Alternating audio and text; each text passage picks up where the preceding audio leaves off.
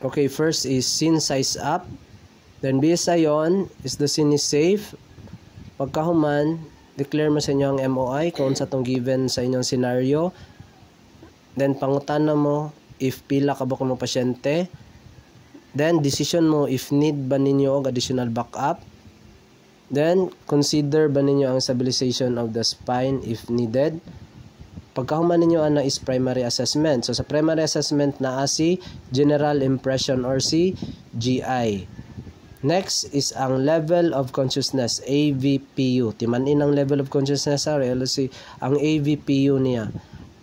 Means alert, verbal, pain, and unresponsive. Ayaw mo kalimutan na. Next is ang life threats. Sa life threats, nanadri si helmet removal, massive bleeding, CC, or chief complaint. So sa helmet removal, di lang sa mo magkuha og PMS. So sa helmet removal is tanggalon niyo ang helmet. Katong gitudlo na ko sa inyo ha. Pero no need na magkuhan sa PMS kasi PMS masulod na siya diri sa rapid assessment. Okay? So, pag natanggal ninyo yung helmet o na-control na ninyong bleeding, na-determine na niyo ang chief complaint, proceed dayon mo sa checking sa airway. So, sa checking sa airway, open nyo ang airway sa inyong pasyente kung patent ba, wala ba obstruction, wala secretion. Kung na secretion or na katong mga bara-bara, ato ang i-suction. Next, or finger sweep, labi na itong mga dagko. Or insert mo og oropharyngeal adjunct, labi na sa patient na to na apneic patient. Kay need na siya og assisted ventilation sa breathing, tapos combination sa OPA. Next, sa breathing, pangutanon yung patient ay inyong kaning instructor, SpO2 sir, RR sir, auscultate ninyo if kaning pareha ba ang pag-chest rise sa patient kani. Next, if present ba ang iyahang lung sound.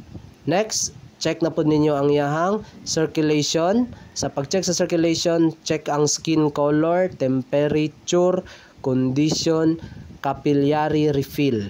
Okay? Pagkahuman, diri na ta sa rapid assessment. Sa rapid assessment, katong pinaspasay from ulo, hantod, tiil. So, diri na to si PMS. Timana na to, di ba? Sa rapid assessment, sa last sa rapid assessment is sa tiil o kamot. So, sa tiil o kamot, kaning distal na mga kuan o peripheral na mga pulses, dito ta mag PMS, pulse, motor, and sensation. Then, if atong patient in shock, dapat ato siyang i-blanket. Next, GCS, kung ano na itong GCS para makatransport decision ta. Kung load and go or stay and play. So, kung stay and play mo, pwede mo diri magkuha sa area o history taking, obtain kaning base vital sign or VS, vital sign. Next, obtain ninyo ang sample history. Pero kung di makaya, dili ma-stay and play, load and go, so dito mo sa ambulance magkuha og history og ang sample niya. Next is ang secondary assessment, katong head to toe na examination ninyo, katong focus assessment.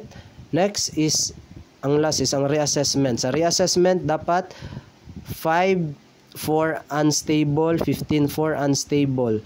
I-declare niyo or verbalize jud ninyo na ako ang i-reassess, ako ang pasyente every 5 minutes because unstable ang iyahang condition. Then ako ang i-check, ako ang mga intervention na gihatag. Kung stable pod, 15 minutes.